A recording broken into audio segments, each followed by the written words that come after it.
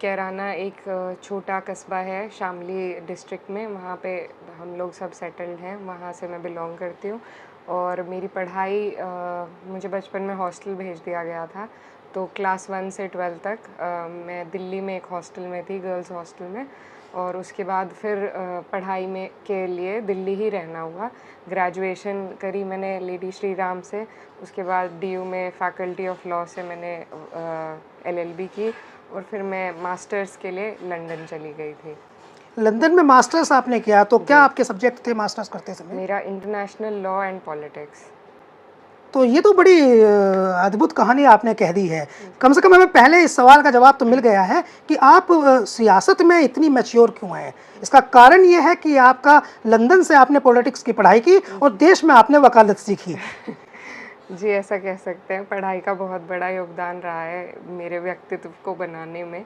तो जब आप फर्स्ट में गई थी तो 5 साल की रही होंगी या 6 साल की? जी, 5। और उस समय आपकी अम्मी तबस्सुम हसन, जो कैराना से सांसद भी रही, वो आपके साथ नहीं थी। नहीं। आपके पापा उस समय राजनीतिक तौर पर बहुत एक्टिव थे। जी।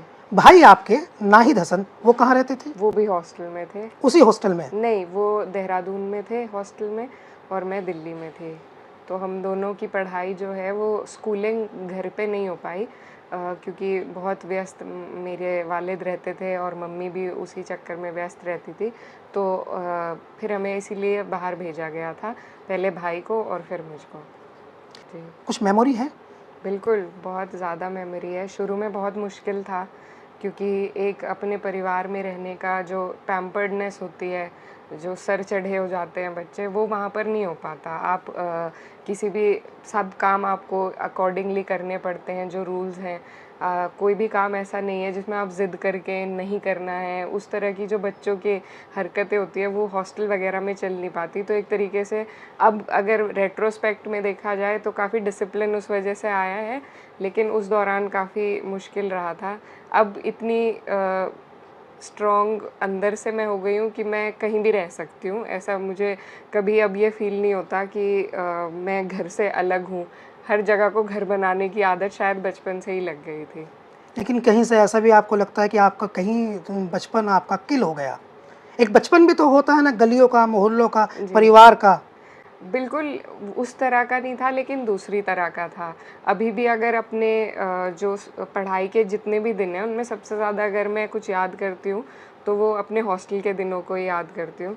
ये हमसे भी बता सकती हैं कुछ? जी बिल्कुल, वहाँ पर फिर उसी तरह के दोस्त बन गए थे जो आज तक हैं मेरे दोस्त। तो उन्हीं से मिलना जुलना, वही उस दौरान हमारी फैमिली बन गई थी।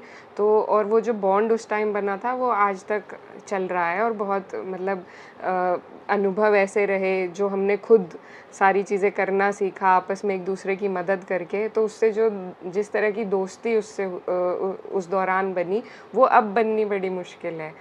तो सब कुछ बुरा नहीं था। एक तरह की ट्रेनिंग आप लेके आई समन्वय की, कोऑर्डिनेट करने आपने बचपन से सीख लिया। जी, कह सकते हैं। इसका लाभ आपको अब मिलता दिखाई देता है?